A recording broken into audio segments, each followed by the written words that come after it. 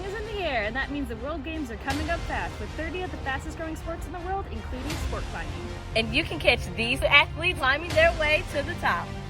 Hi, I'm Noah Bratschi, world bronze medalist from Potomac, Maryland. I'll be representing the United States in sport climbing at the World Games 2022 in Birmingham, Alabama. I'm excited to compete with my teammates against the best climbers on the world stage.